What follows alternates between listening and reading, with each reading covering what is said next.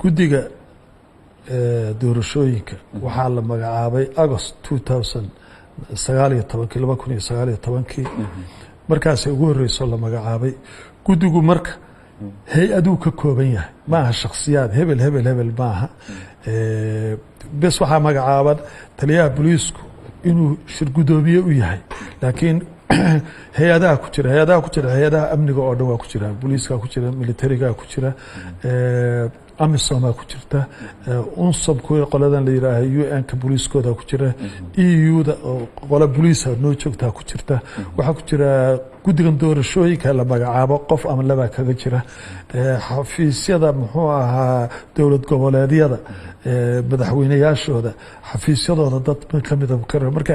hay-adahaas isu tagay ayaa la yiraahdaa guddiga amniga ee doorashooyinka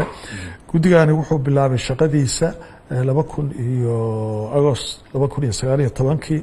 marba marxaladha soo maro oo maxaa yeelay mar walba wuxuu ku fadhiisanayay qaabka doorashada ee la doorto markii hore waa tii la yiri waa qof iyo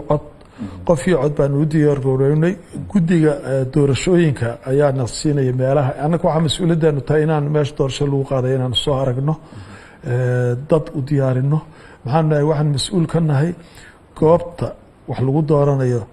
dadka la dooranayo iyo kuwa wax dooranaya iyo dokumentiga meesha yaala iyo shaqaalaha ka shaqeynaya waxaasoo dhan amnigeeda booliiska marka laakiin waxaasoo dhan guddiga doorashooyinka keena markay yiraahdaan halkaana wax lagu dooranaya ayaanu anaku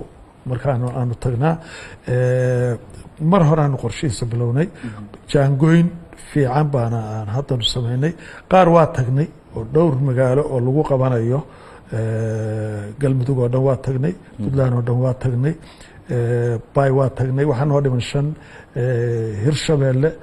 iyo labada meelood markaa doorashooyin ka socdaan tagi kara weynay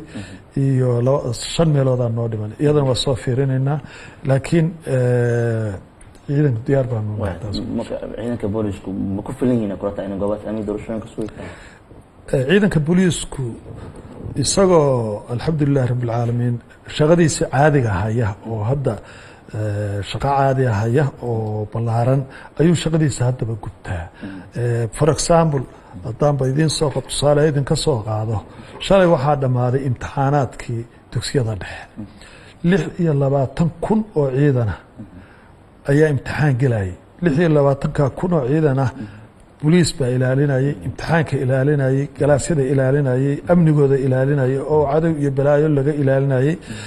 shaqadii booliiska caadiga ee normalka ahaana waa socotay oo dadku ma dareemin in booliiska uu ka shaqeynayay xoogiisu wada aaday iskuulaadka inay saraadin marka shaqadii caadiga ahayd iyadoo wadata annagu waxaanu haynaa ciidan nagu filan oo aanu ku dabooli karno doorashada iyadoo shaqadeennii caadiga ahayd ee booliiska ahayd maalinlaha ahaa aan waxba iska dibin taliya dhawaan waxaa shir gudoomisay shir amniga doorashooyinka looga hadlayay oo adiga iyo amisom saraakiil ka socotay raxmaray maxuu ku saabsanaa shirkaas maxaase inta badan faahfaahintiisu ahayd runtii amisom waa la shirnay laakiin amisom kaliya lama shirno waxaa jira hay-ado badan oo booliiska la shaqeeya oo aanu la shirno oy ka mid tahay EU-da oo ay ka mid tahay UN-ka laakiin amisom ayaanti shalayt waxaan u tagnay sidaad ogtihiinba amisom boqolkiiba 95 waxay dalkan u joogaan waa sugidda amniga marka waxa naga dhaxeeya wada shaqeyn baa naga dhaxeeya inaanu marka anaku qayb waxay leeyihiin amisom booliiska la falgasha oo booliiska la shaqeyso amisom booliis baa la yiraahdaa marka iyaga iyo muxuu ahaa qaabilsanaha Madeira iyo saraakiishii booliiska